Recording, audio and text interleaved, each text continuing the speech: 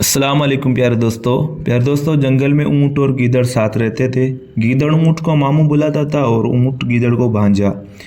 एक दिन गीदड़ ने ऊँट से कहा, मामू जंगल से बाहर दरिया के उस पार गांव में एक तरबूज का बाग है, चलते हैं दोनों वहाँ पे खूब पेट भर के तरबूज खाएंगे और वापस आ जाएंगे। ऊँट ने पहले तो मना किया कि भांजे वहाँ जाना खतरे से खाली नहीं होगा, लेकिन गीदड़ ने ऊँट को राज़ी कर ही लिया। दोनों चल पड़े गांव की तरफ। जंगल की हदूद से जैसे ही बाहर निकले, थोड़ा आगे चल के गांव और जंगल के दरमियान दरियानुमा नदी थी, उसके करीब पहुंच गए। अब मसला ये था कि गीदड़ तैरना नहीं जानता था।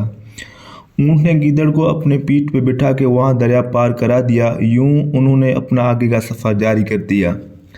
दोनों बाग में पहुंचे और खूब तरबूज खाए, क्योंकि वहाँ कोई भी नहीं था। ये गर्मियों में सख्त दोपहर का टाइम था, तमाम इंसान सो रहे थे।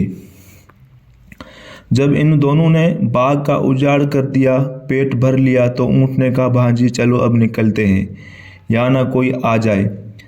गीदड़ बोला, मामू मुझे हेंकने आई, जब मैं खाना खा लेता हूँ तब मैं ऊंची ऊंची आवाज़ें ना निकालूं तो चैन ही नहीं पड़ता मुझे। ऊँट मिन्नत समारित करने लगा गीदड़ की कि भांजे ऐसा मत करो, तुम भाग जाओगे, मैं पकड़ा जाऊंगा।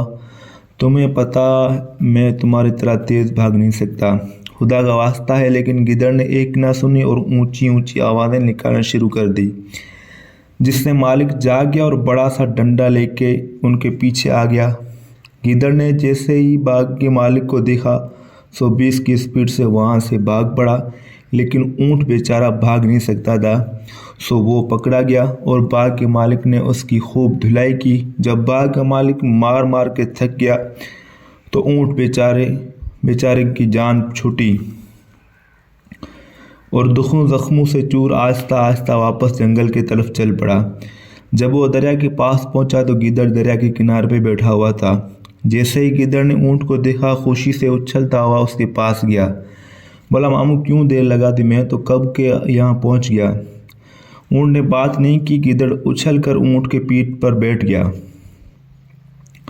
ऊँट ने बात नहीं किया, जब चुपचाप पानी में दाखिल हो गया। जैसे ही दरिया के सेंटर में पहुंचा, वहाँ पे खड़ा हो गया। गीदड़ पूछने लगा कि मामू बीच तरह क्यों रुक गए। ऊँट ने कहा, भांजे मैं खाना खा के जब तक डुबकी ना मारूं मुझे चैन नहीं बढ़ता। गीदड़ चिल्लाता रहा, मिन्नतें कर रहा, लेकिन ऊँट ने एक ना सुनी और डुबकी लगा दी। बस फिर गीदड़ किधर गया वो उसको ही पता है, इसलिए कहते हैं किसी के सहारे पर मत चलो। तो प्यारे दोस्तों, वीडियो अच्छी लगी वीडियो को लाइक करो, चैनल को सब्सक्राइब करो। लव।